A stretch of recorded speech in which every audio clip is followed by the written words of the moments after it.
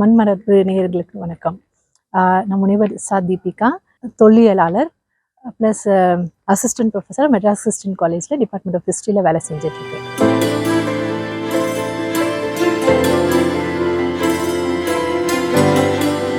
தொல்லியல்ன்ற ஒரு விஷயம் நிறைய பேர் மிஸ்ட்ரி பசில் அப்படின்லாம் நிறைய நினைச்சிட்டு இருப்பாங்க. எப்போ பார்த்தாலும் ஒரு புதையலை கண்டுபிடிக்கிறது, இந்த படத்துல காட்டுற மாதிரி நிறைய யோசிப்பாங்க.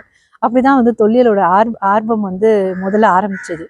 பட் அதுக்கப்புறம் கொஞ்சம் கொஞ்சமாக அதை படிக்கும்போது இது ஒரு ப்ரொஃபஷனல் கோர்ஸ். இதுக்கு நிறைய இப்போ இன்ஜினியரிங் டாக்டர் படிக்கிற மாதிரி இதுவும் ஒரு ப்ரொஃபஷனல் கோர்ஸ் அப்படின்னு தெரிய வந்துச்சு. ஸோ இதை படிக்கிறதுக்கு நிறைய கோர்சஸ் இருக்குது. கொஞ்சம் கொஞ்சமாக அதை ட்ரெயின் ஆகணும், அதை பற்றி தெரிஞ்சுக்கணும் அப்படின்ற பல விஷயங்கள் நான் அதை பற்றி இது பண்ண ஆரம்பித்தேன், அதை பற்றி படிக்க ஆரம்பித்தேன், அதை பற்றி தெரிஞ்சுக்க ஆரம்பித்தேன்.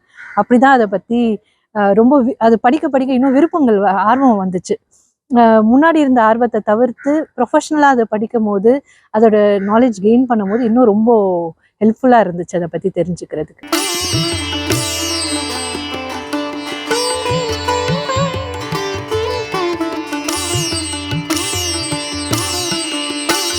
சென்னை பற்றி பேசும்போது சென்னையை பற்றி யூஸ்வலாக வரலாறாக தான் பேசுவாங்க. நிறைய ஹிஸ்டாரிக்கல் ஸ்டடீஸ், ஹெரிட்டேஜ் ஸ்டடீஸ் தான் நம்ம பற்றி பேசுவோம். ஆனால் ஆர்கியாலஜின்னு ஒரு விஷயம் இருக்குது சென்னைக்கு. சென்னைக்கு பல லேயர்ஸ் ஆஃப் ஆர்கியாலஜி இருக்குது. அதை பற்றி நிறைய நம்ம பேசலாம்.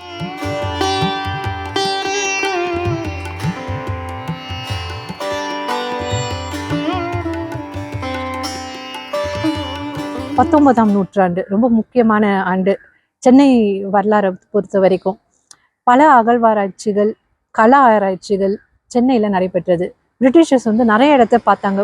முதல்ல ரொம்ப இன்ட்ரெஸ்டிங்காக நம்மளுக்கு அமைஞ்சது பல்லாவரம் கள ஆய்வில் Robert Bruce Foote, father of Indian pre history, அவரது கள ஆய்வு மேற்கொண்டு கற்கருவிகளை நம்மளுக்கு கண்டுபிடிக்கிறாரு.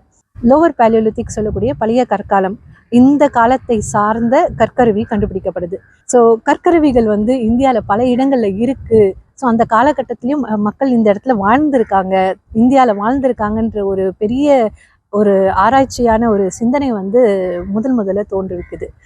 இது சென்னையில் பல்லாவரத்தில் ஆரம்பித்து பல இடத்துல தெரிஞ்சு அதுக்கப்புறம் போக போக போக வெறும் பழைய கற்காலம் மட்டும் இல்லாமல் அதுக்கடுத்து இடைக்கற்காலம், அதுக்கப்புறம் பழைய கற்காலம், இந்த மாதிரி பல இடங்கள் நம்மளுக்கு தெரியப்படுது. சென்னையை பொறுத்த வரைக்கும் ரொம்ப முக்கியமான ஒன்று கற்காலத்துக்கு அடுத்து நம்ம பார்க்க வேண்டிய ரொம்ப முக்கியமான ஒன்று பார்த்திங்கன்னா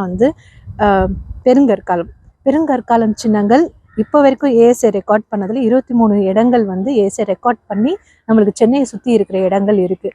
ரொம்ப ரொம்ப முக்கியமானது நம்ம எடுத்துக்கிட்டோம். அகெயின் பல்லாவரம் ஹில்ஸே இருக்குது, திருசூலம் இருக்குது, நிறைய இடங்கள் இருக்குது நம்மளுக்கு தெரிஞ்ச இடங்களே, நம்மளை ரொம்ப சுற்றி இருந்த இடங்களே.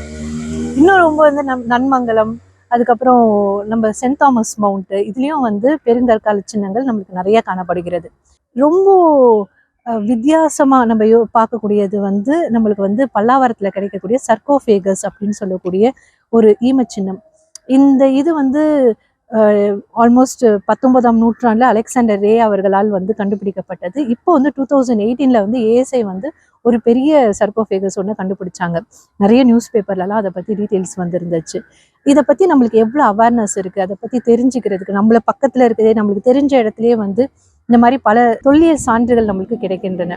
அதை பற்றி நம்ம தெரிஞ்சுக்கணும், அதை பற்றி நம்ம அவேர்னஸாக இருக்கணும். பல்லாவரத்தை தாண்டி பெருங்கற்காலம் நம்ம பார்க்குறோம். அதை தாண்டி நம்ம ரொம்ப முக்கியமாக பார்க்க வேண்டியது சங்ககாலம். சங்ககாலம் இந்த இடத்துல கிடைக்குதா, இந்த இடத்துல நம்ம பெருசாக பேசுவோமா அப்படின்னு பார்த்தோன்னா ரொம்ப முக்கியமானது உங்களுக்கு தெரியும், பாண்டிச்சேரியில் அரிக்கமேடுன்னு ஒரு இடம் இருக்குது. அது சங்க காலத்துடைய மெயின் போர்ட் சிட்டி நம்ம சொல்லலாம். அங்கே கிடைச்ச நாணயங்களாக இருக்கட்டும், அங்கே கிடைச்ச கைவினை பொருட்களாக இருக்கட்டும், சங்க காலத்துடையது நிறைய செய்திகளை நம்மளுக்கு கொடுத்துச்சு. இங்கே திருவேற்காடுல நம்மளுக்கு ஒரு இடத்துல அதே ரோமன் கான்டாக்டுக்குள்ள ஆம்ஃபோரா ஜார்ஸ் நம்மளுக்கு கிடைச்சிருக்கு. அதுக்கான எவிடன்சஸ் நம்ம கிடைச்சிருக்கு அப்படின்ற ஒரு செய்தி நம்ம பார்க்குறோம். கூவம் ரிவர் ஒட்டி நடந்த ஒரு கள ஆய்வில் நம்மளுக்கு இதை பற்றி கிடைச்சதா நம்மளுக்கு ஒரு ரெஃபரன்சஸ் இருக்குது. இன்னும் நம்ம சொல்ல போனோம்னா நாணயங்கள், ரோமானிய நாணயங்கள் இங்கே பல இடங்களில் கிடைச்சதுக்கான ரொம்ப ரொம்ப நம்ம சென்னை மியூசியம் ரெக்கார்ட்ஸே நிறைய சொல்லுது அதை பற்றி. மாமல்லபுரத்தில் நம்மளுக்கு தியோடோசிஸோட நாணயங்கள் கிடைச்சதாகவும் அது கிபி 4ஆம் நூற்றாண்டை சார்ந்ததாகவும் அப்படி நம்மளுக்கு கிடைச்சதான ரெஃபரன்சஸ் இருக்குது. சைதாப்பேட்டை கோயிலில் ஒரு ஓல்டு டெம்பிள், ஹிந்து டெம்பிளில் பல்லவர்கள், சாளுக்கியர்கள், சோழர்கள், பாண்டியர்களுடைய நாணயங்களை தவிர்த்து ஒரு ரொமானியர் காயினும் கிடைச்சதா ஒரு ரெஃபரன்சஸ் இருக்கு. நம்ம தியாகராய நகர் மாம்பழத்துல கூட ரொம்ப முக்கியமான ஒன்று வந்து 20ஆம் நூற்றாண்டு முற்பகுதியில கிடைச்சதான ஒரு சான்றுகள் இருக்கு.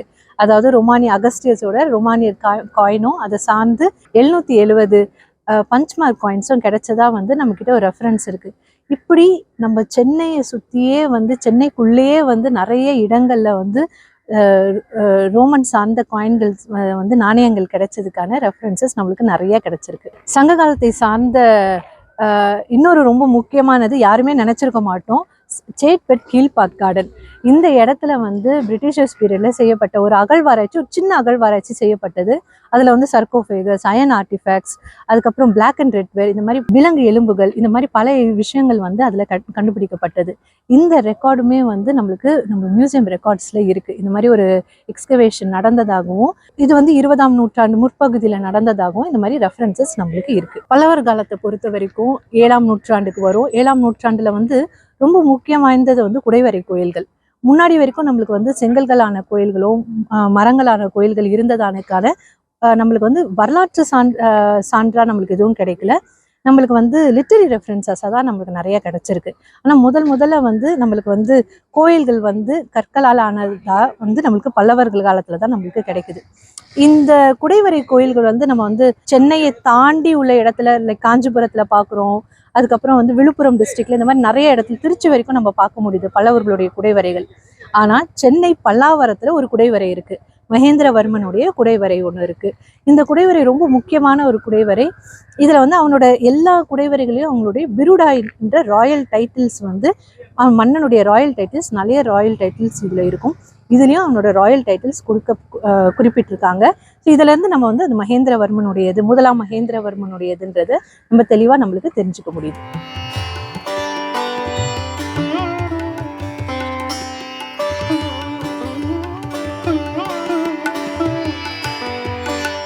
கல்வெட்டு செய்திகள் வந்து ரொம்ப முக்கியமான வாய்ந்தது. சென்னையை பொறுத்த வரைக்கும் பல பழைய கோயில்கள் இருக்கு. அதுல ரொம்ப 3 முக்கிய கோயில்கள் வந்து பாடி சிவன் கோயில், திருமுல்லைவாயில், திருவொற்றியூர். இந்த 3மே வந்து ரொம்ப பழமையான கோயிலா தான் நம்ம எடுத்துக்கப்படுறோம்.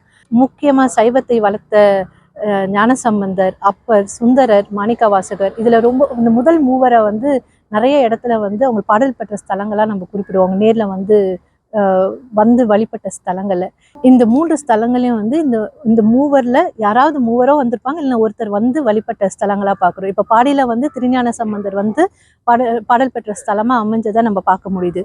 திருவொற்றியூர்ல மூவரும் வந்திருக்காங்க. திருமுல்லைவாயில சுந்தரருடைய பாடல்கள் வந்து ரொம்ப முக்கியமா இருக்கு. அதே மாதிரி மூவரும் வந்திருக்கான செய்திகள் நம்மளுக்கு கிடைக்கிறது. ஸோ இந்த மாதிரி ரொம்ப பழமை வாய்ந்த காலத்தை தான் நம்ம பார்க்குறோம். ஞான சம்பந்தரும் அப்புறம் வந்து வாழ்ந்த காலம் வந்து பல்லவர்கள் காலம். அதாவது எஸ்பெஷலி மகேந்திரவர்மனும் முதலாம் நரசிம்மவர்மனும் வாழ்ந்த காலத்துல தான் அப்புறம் ஞானசம்பந்தரும் இருந்திருக்காங்க. ஸோ அந்த காலத்துலேயே இந்த கோயில்களை வந்து அவங்க விசிட் பண்ணதுன்றது அப்போ இந்த இடத்துல இருந்ததுக்கான எவிடன்ஸா நம்மளுக்கு அமையுது. ஆனா இப்ப இருக்க அந்த கட்டடக்கலையை பார்க்கும்போது பிற்காலத்துல சோழர்களால கட்டப்பட்ட கோயிலா தான் நம்மளால பார்க்க முடியுது.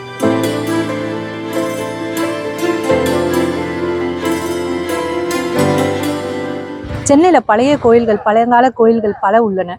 அதுல உள்ள கல்வெட்டுகள் வந்து பல செய்திகளை சொல்லுது. ஃபார் எக்ஸாம்பிள் நம்ம வந்து கொரட்டூர் சொல்றோம். கொரட்டூர் வந்து பராந்தக சதுர்வேதி மங்கலம்னு சொல்லி நம்மளுக்கு ஒரு கோயில்ல ரெஃபரன்சஸ் இருக்கு. இந்த மாதிரி பல சதுர்வேதி மங்கலம் சென்னைக்குள்ளேயே இருக்கிற பல இடங்கள்ல இருந்ததுக்கான ரெஃபரன்சஸ் வந்து நம்மளுக்கு வந்து பல கல்வெட்டுகள், 12ஆம் நூற்றாண்டு கல்வெட்டுகள், 13ஆம் நூற்றாண்டு கல்வெட்டுகள், செய்திகள் நம்மளுக்கு நிறைய கிடைக்கின்றன. பல்லாவரம் கூட பல்லவபுரம் என்ற செய்தி வந்து ஒரு கல்வெட்டுல நம்மளுக்கு கிடைக்குது. 12ஆம் நூற்றாண்டு கல்வெட்டுல நம்மளுக்கு கிடைக்குது. இந்த மாதிரி பல செய்திகள் இருக்கு. ரொம்ப முக்கியமா வந்து பொலிட்டிக்கலாக கூட பல செய்திகள் வந்து நம்ம வந்து தொண்டை மண்டலம்ன்ற கூடிய செய்திகளை வந்து நம்ம சென்னையில் கூடிய கோயில்களுடைய கல்வெட்டுகள் நம்மளுக்கு சொல்லுது. ஸோ சென்னை வந்து பிளாக் டவுன் சொல்லக்கூடிய கருப்பர் நகரத்துல இருந்து தான் ஆரம்பிக்குது அப்படின்றது தான் நம்ம பார்ப்போம். ஸோ அப்போ இருக்கிற வந்து இந்த வட சென்னை ரீஜனை தான் வந்து மேஜராக வந்து டெவலப் ஆனது, பிரிட்டிஷர்களால் டெவலப் பண்ணப்பட்டது. அதுலேருந்து தான் வந்து சென்னை ரொம்ப வளர்ந்தது அப்படின்னு நிறைய நம்ம பார்ப்போம். ஆனால் சென்னைக்கும் ஒரு தொல்லியல் கதை இருக்கு அப்படின்றது வந்து ரொம்ப முக்கியமான ஒண்ணு. நம்ம அதுல இருந்து சென்னையை பார்க்க வேண்டிய ஒரு கண்ணோட்டத்திலேயோ நம்ம பார்க்கணும் அப்படின்றது ரொம்ப முக்கியமான ஒண்ணு.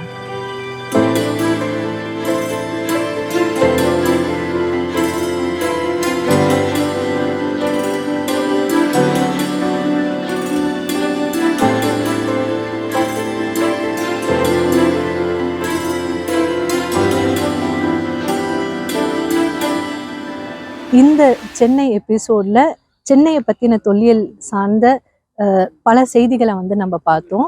இதற்கான வாய்ப்பு கொடுத்த மண்மரபுக்கு ரொம்ப நன்றி. அடுத்த எபிசோட்ல நம்ம பார்க்கலாம்.